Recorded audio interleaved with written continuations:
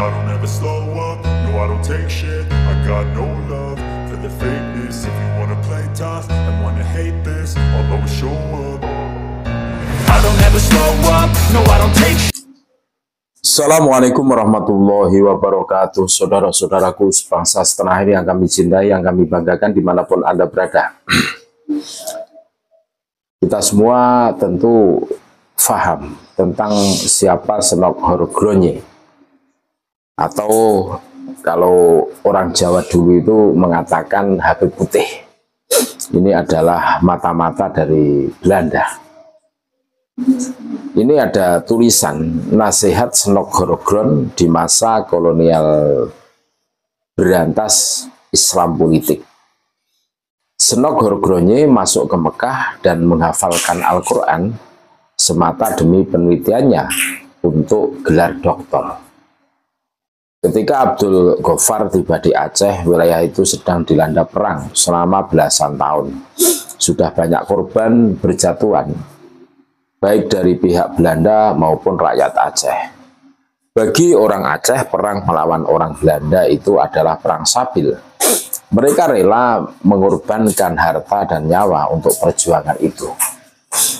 Dari sisi Belanda, kantong mereka sudah terkuras habis untuk perlawanan lokal terlama dalam sejarah kolonialisasi Belanda.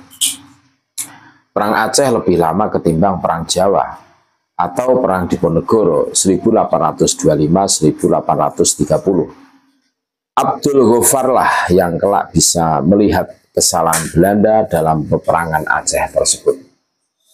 Nasihat Abdul Ghaffar punya banyak kenalan ulama dan sering kirim surat sejak ia ke Mekah. Ghaffar sering juga disebut Ghafur atau Gopur. Tiba di Aceh pada 6 Juli 1891. Setelah Teuku Cik ditiru, 1836-1891 meninggal. Ketika itu Masjid Raya Aceh sudah lama dihanguskan militer Belanda. Itulah yang terus membuat semangat rakyat Aceh sedemikian membara untuk menumpas Belanda. Inilah kesalahan Belanda yang dilihat oleh Gopur. Ia pun mencoba mengingatkan kesalahan itu kepada pemerintah kolonial. Gopur tak lama tinggal di sana. Ia tiba bulan Juni lalu meninggalkan Aceh pada Februari 1892. Dengan perawakan Eropanya dan kemampuannya berbahasa Arabnya, plus dipandang oleh orang-orang bergelar haji karena sudah ke Mekah pada usia 27, orang-orang Aceh itu mengira si Gopur adalah orang Arab. Setelah Februari 1892, kemungkinan besar Haji Gopur ke Betawi atau Jakarta. Ia pun pulang ke rumah Sangkana, wanita asal Cimahi yang dinikahinya sejak 1890.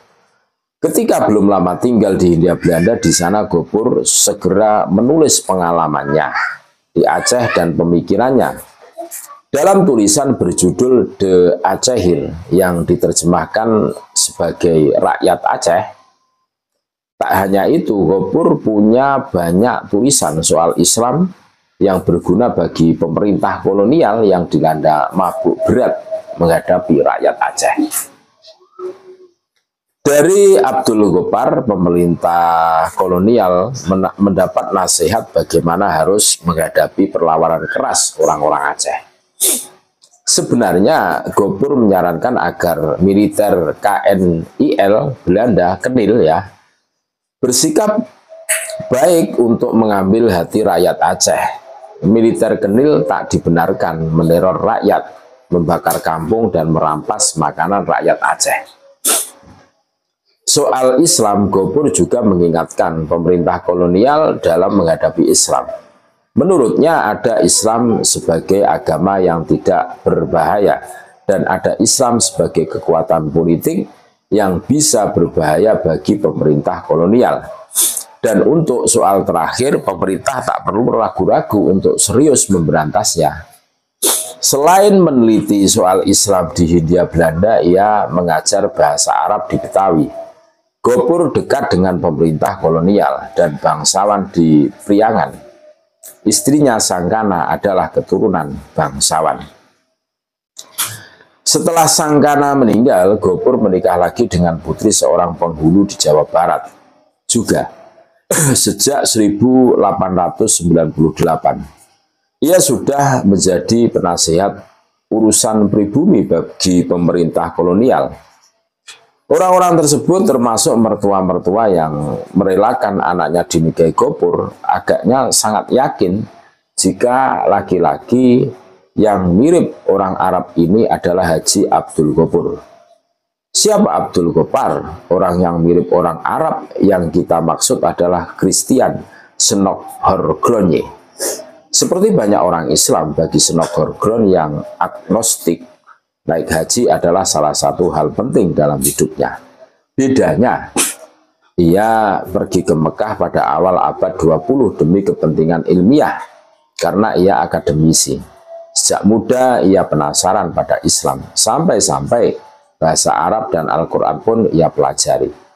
Senok terlahir sebagai anak pendeta Belanda sejak 1874.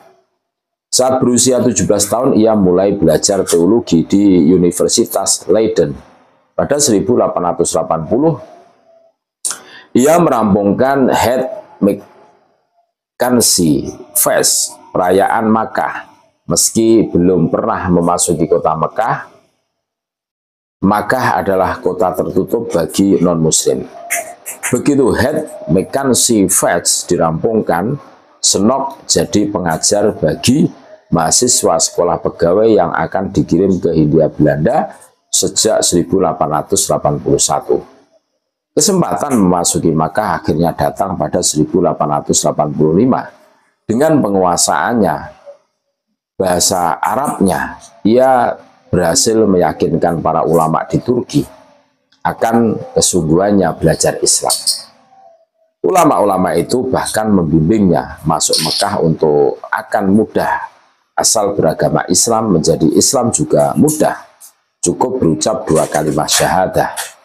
Akhirnya, menurut Hamid Al-Godri dalam politik Belanda terhadap Islam dan keturunan Arab di Indonesia 1988, Senok berhasil masuk Mekah dan terkesan bersungguh-sungguh seperti orang berhaji, hingga dianggap telah masuk Islam.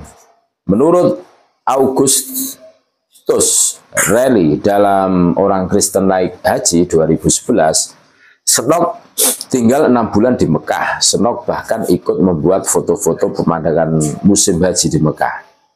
Dalam buku Sejarah Nasional Indonesia 5, Senok Horgronje tidak menaruh kepercayaan pada Islam sebagai kekuatan yang dapat membawa kemajuan. Menurut surat Senok bertanggal 18 Februari 1886 kepada kawan kuliahnya, Karl Besset, ia hanya berpura-pura saat mendalami Islam.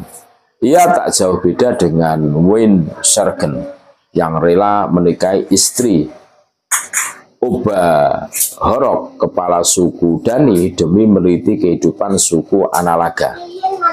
Kemampuan Senok meneliti dengan menyamar sebagai Muslim diakui matang oleh Vogel, peneliti Belanda lain.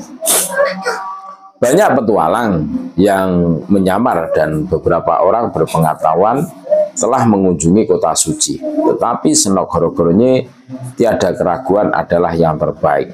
Ia hidup mengikuti cara hidup seorang Muslim dengan nama Abdul Gopar, tulis Vogel dalam Bukti-bukti Kebohongan Orientalis 1996. Senok Horgronje alias Abdul Gopar meninggal pada 26 Juni 1936.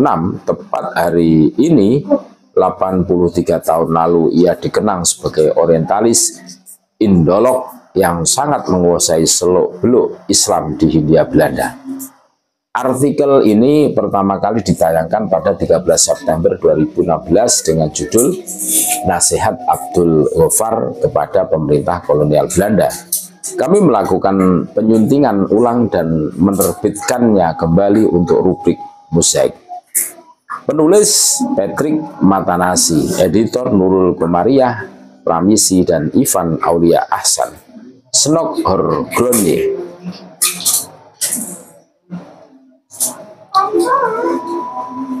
Itulah bagaimana liciknya kolonial tempo dulu. Ini menjadi pelajaran buat kita semua. Terima kasih. Tetap NKRI harga mati, Nusantara milik kita. Assalamualaikum warahmatullahi wabarakatuh.